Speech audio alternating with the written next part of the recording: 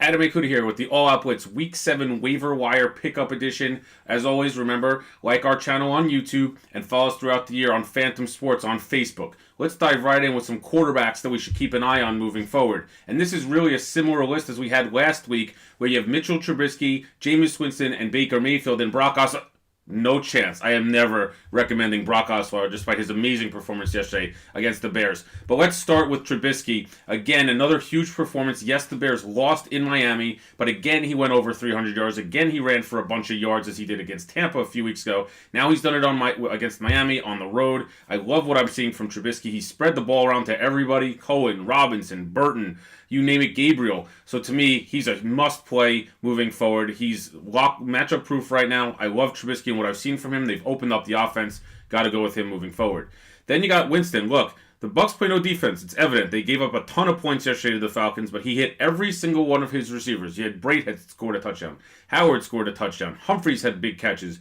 Mike Evans was the one guy that didn't produce as we expected, but still, Winston's going to put up fantasy points because of how bad that defense is. I'm good with Winston moving forward.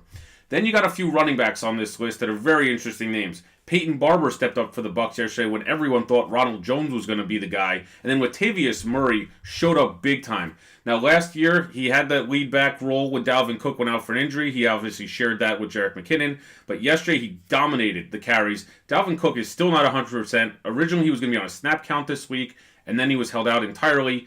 Murray went well over 100 with a touchdown. He's a very solid play moving forward and a must-add in those formats that you're allowed to pick him up today and moving forward. Then you got Corey Clement, who scored on Thursday night against the Giants. We all thought Wendell Smollett, who's also on this list, would get some of that goal line work, but it was Clement who also made that big catch in the Super Bowl. The Eagles have the utmost faith in Clement moving forward, and I would as well with Jay Ajayi out for the season.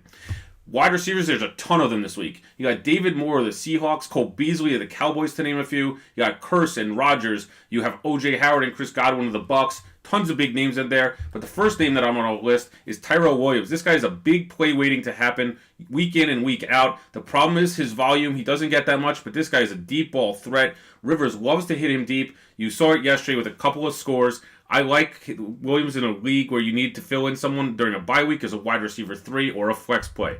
You then have Cole Beasley. Look, the guy yesterday, 9 catches, over 100 yards, and 2 touchdowns. He's the Cowboys' answer to Julian Edelman. This guy's now healthy. Dak trusts him again. So give me Beasley in any league that you could play PPR. He's a top waiver ad this week.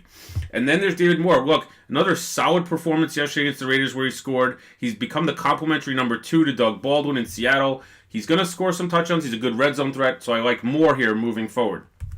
So very key injuries to monitor. Calvin Ridley left the Falcons game yesterday with an injury. So did Mohamed Sanu. You have Amari Cooper Kupp, who came back from what looked like a very gruesome injury. But let's monitor and make sure he's completely healthy. Josh Allen, the Bills quarterback. Not that you have him in fantasy, but that could impact who's playing against the Bills, because Nathan Peterman, oh boy, would be back under center for the Bills long term. And Quincy Nunley and Amari Cooper are 2 other names. So keep those names in mind this week as we're looking through injuries. And as always, join us on Sunday mornings for the All Out Blitz, 11:45 Eastern every Sunday. We'll go through lineup advice, waiver wires, trade advice, you name it. We'll give you some picks. And throughout the week, continue to look for coverage on Phantom Sports.